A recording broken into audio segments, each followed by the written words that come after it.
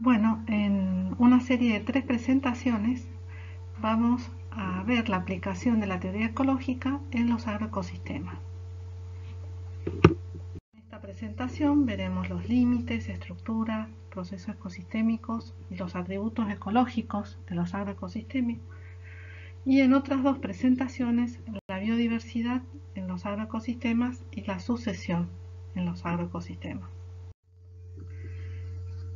El manejo sustentable de los sistemas agropecuarios es un desafío en esta época y para realizarlo el primer paso que debemos dar es el abordaje sistémico y holístico de estos sistemas y visualizarlos como sistemas ecológicos asociados a variables socioeconómicas cuyo objetivo es la producción de alimentos, fibras y combustibles. Entonces, como sabemos, el agroecosistema es un tipo de ecosistema con un grupo de componentes bióticos y abióticos relacionados en un tiempo-espacio determinado, transformado y bajo control humano con el fin de producir alimentos, fibras y combustibles, también llamados actualmente sistemas socioecológicos. Como sabemos, todos los agroecosistemas o todos los sistemas tienen límites, estructuras, una estructura, entradas y salidas. ¿Por qué es importante definir los límites en el agroecosistema? Porque el agroecosistema puede ser, desde el punto de vista espacial, puede ser la finca, un cuartel o una zona de cultivo, según el objetivo de nuestro estudio. O bien en la escala temporal podemos abarcar un ciclo productivo, una etapa del cultivo o años o un año, como se usa usualmente. Acá vemos distintas escalas espaciales en los agroecosistemas. Y yendo a lo que es la estructura, como veníamos diciendo, usamos el modelo de la cadena trófica y agrupamos a las poblaciones dentro de la comunidad biológica del agroecosistema según la forma en que obtienen su energía. Entonces, de tal forma que tenemos la primera caja de autótrofos, la segunda de consumidores primarios, la tercera de secundarios, todos y los descomponedores. Todos inmersos en un medio físico, también llamado biotopo, y a su vez, en el caso particular de los agroecosistemas, en el ambiente cultural, tecnológico y económico en el cual está inmerso. ¿Por qué es importante tener clara la estructura del agroecosistema? Porque según el diseño que hagamos ya sea de los autótrofos, o sea, de la vegetación del cultivo, con coberturas, cortinas forestales, la vegetación aledaña, la flora nativa que decidamos dejar. Si es un establecimiento con ganado, el ganado que introduzcamos, todo este diseño del sistema productivo va a influir en el resto de los otros organismos que se van a instalar en ese sistema, al igual ya sea otros consumidores primarios, otros consumidores secundarios y los descomponedores.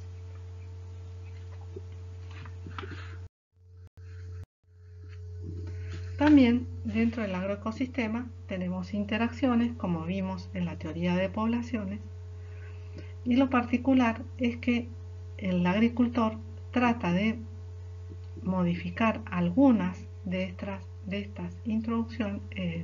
interacciones para su propio interés.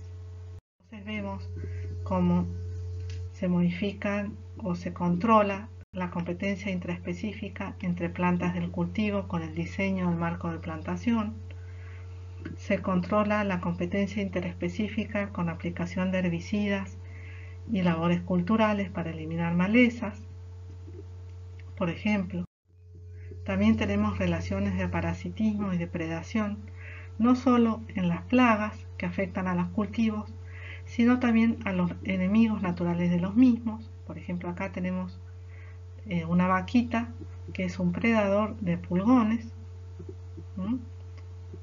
Acá tenemos pulgones que son parásitos, la peronóspora también es un parásito, la antragnosis en el olivo. Y acá tenemos parásitos de orugas, himenópteros, parásitos de orugas. Otra interacción que se da en los agroecosistemas es la herbivoría, no solo la correspondiente al ganado, sino también la herbivoría que ejercen algunas plagas, por ejemplo la polilla de la vid sobre los granos de uva o las hormigas cortadoras.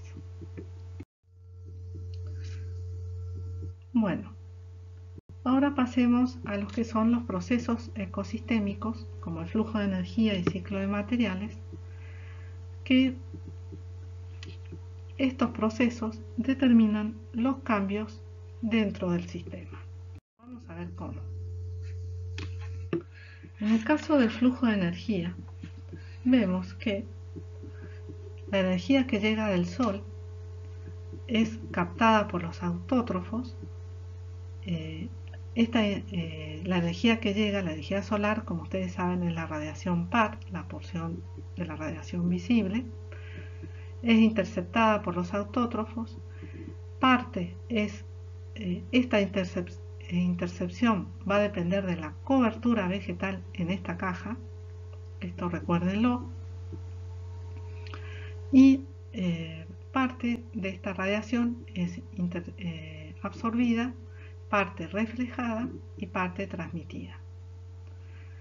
La radiación, una gran parte de la radiación es reflejada desde las hojas o desde el suelo desnudo, que es esto que vemos acá. Y luego vemos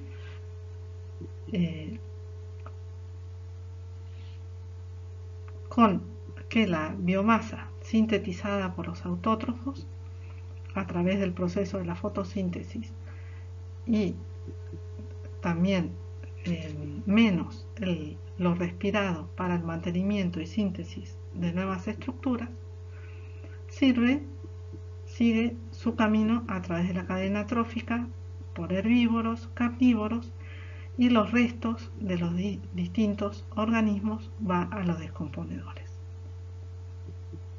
¿Qué es lo particular de este flujo de energía en los agroecosistemas? Es la salida de energía y de biomasa en forma de cosecha. La energía que se captó a través de la radiación solar por los autótrofos se transformó en biomasa y es contenida en energía química en los enlaces de carbono. Parte de esa energía se pierde por cosecha y también por respiración de las distintas cajas. Entre las cajas hay flujos de energía en el recorrido, como decíamos, de la cadena trófica. Bueno, ¿qué sucede? Con la salida de biomasa y de energía a través de la cosecha, y también pensando en el ciclo de materiales, salidas de carbono, de nitrógeno, de potasio y de todos los micronutrientes que salen del sistema, parte de la biomasa que debería quedar en este sistema e ir al sistema de los descomponedores sale como producción y como cosecha. ¿Qué implica esto? Que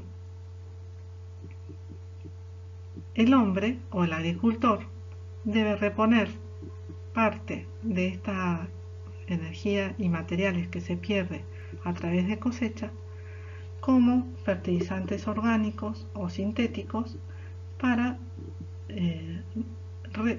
reponer, digamos, o sustituir servicios ecosistémicos, el servicio ecosistémico de descomposición de la materia orgánica que se pierde en parte por la exportación de biomasa en la cosecha. También el hombre influye, el agricultor, influye a través de energía auxiliar que aplica, como herbicidas para controlar la competencia, plaguicidas para controlar este flujo de autótrofos a herbívoros, o fungicidas también que pueden ser. También la aplicación de labores culturales para reducir otra vez la competencia, como veníamos diciendo. Todo esto son subsidios energéticos que aplica el agricultor para, de esta forma, llevar toda la mayor parte de esta energía captada en el sol, a través del sol, hacia cosecha. Y esto está representado, todo este manejo y esta energía auxiliar que aplica el agricultor, por este símbolo acá, este moño o infinito rojo.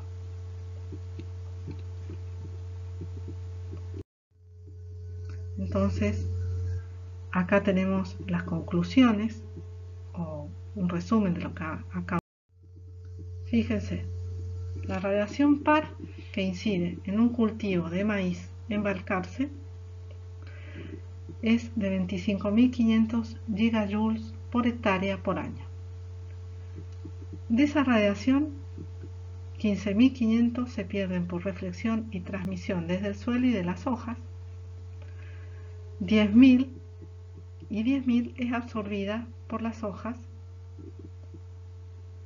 en el proceso y pasa al proceso de la fotosíntesis. De esto se pierde 9.530 gigajoules por hectárea por año en los procesos de respiración y transpiración, o sea, el ciclo del agua dentro de la planta,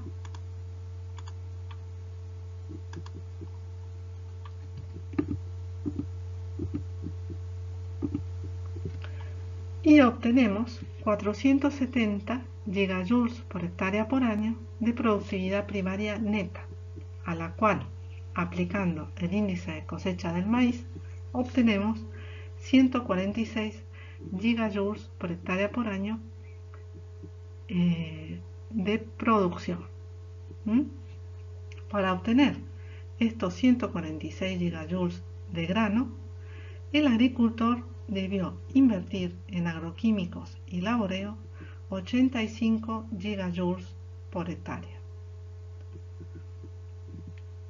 Entonces, si nosotros, esto es lo que se llama la eficiencia energética de un cultivo. ¿Cuánto debo aplicar de energía auxiliar para obtener la producción, en este caso, de grano? Como ustedes saben, los distintos cultivos, cuanto más intensivo sea este cultivo, más energía auxiliar tendré que aplicar para obtener la producción.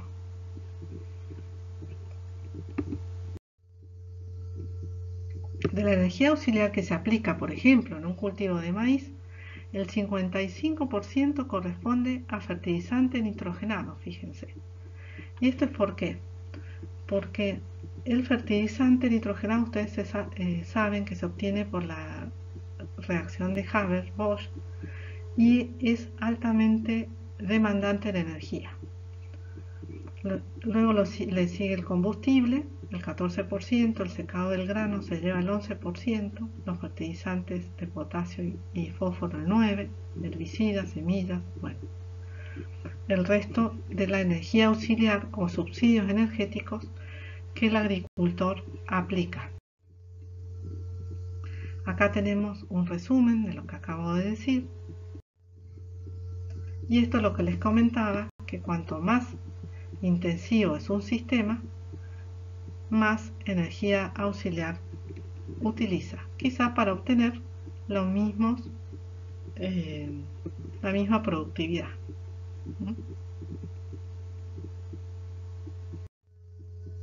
Entonces es el caso de los invernaderos.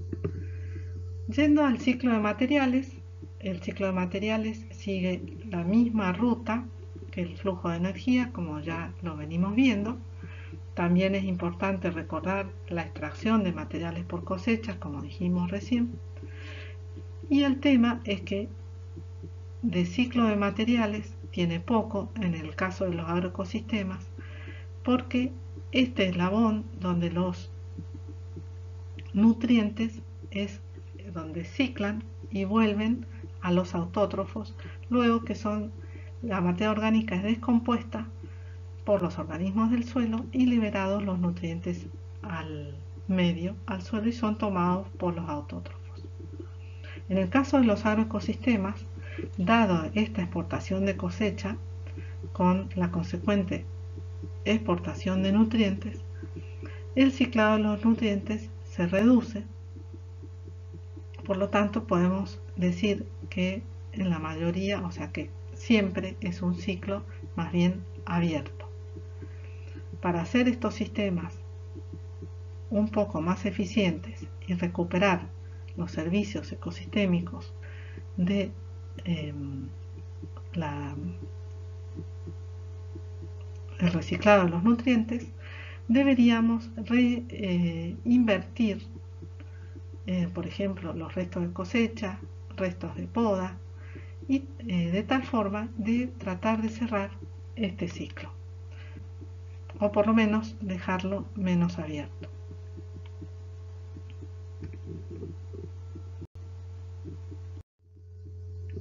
En esta tabla tenemos representadas las entradas de nutrientes y las salidas en los ecosistemas en general y en rojo en los agroecosistemas en particular. Esto es las conclusiones, el resumen de lo que les acabo de decir. Y en estas tres diapositivas siguientes tenemos un resumen de las características ecológicas de los agroecosistemas en lo que respecta a la estructura y los procesos.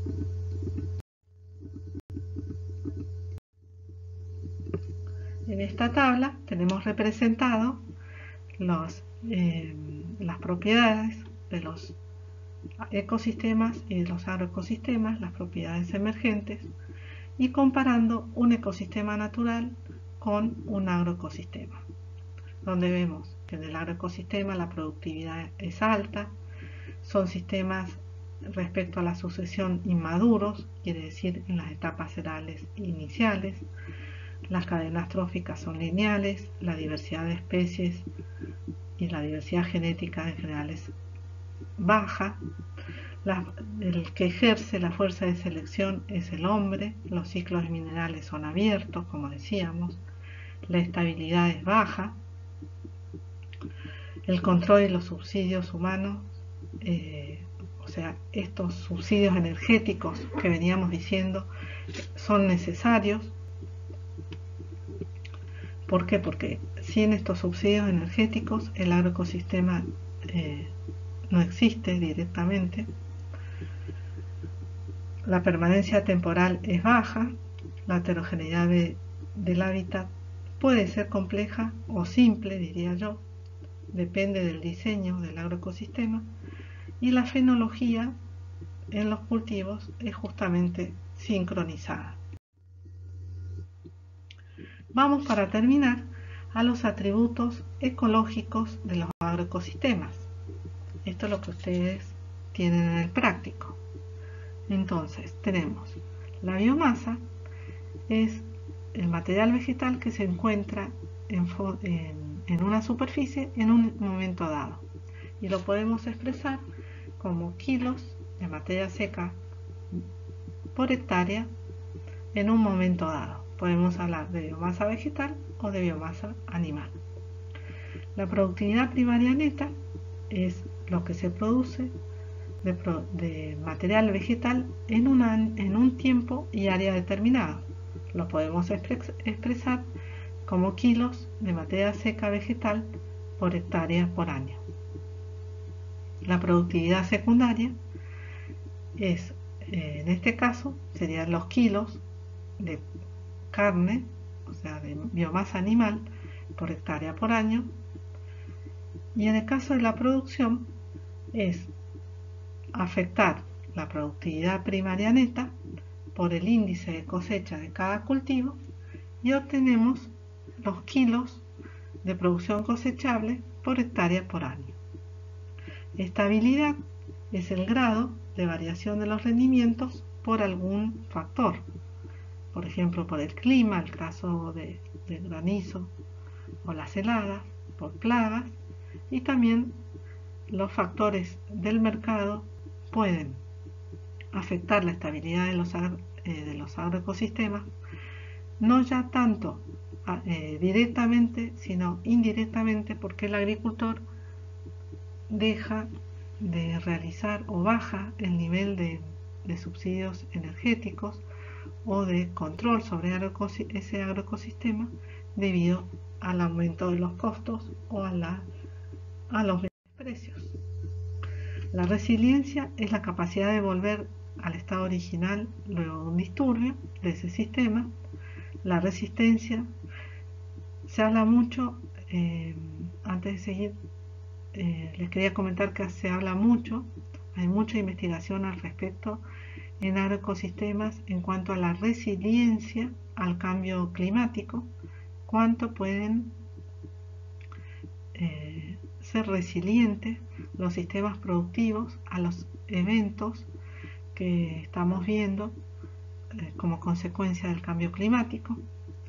Otro atributo es la resistencia, es la capacidad de no cambiar o persistir frente a un disturbio. Y por último tenemos la sustentabilidad. Todos sabemos que la sustentabilidad tiene 3 dimensiones: ecológica, social y económica. Y en lo que respecta en la dimensión ecológica, podemos decir que es orientada a obtener una producción constante o en aumento, manteniendo la calidad y cantidad de los recursos naturales. Bueno, eso sería todo. Gracias por su atención.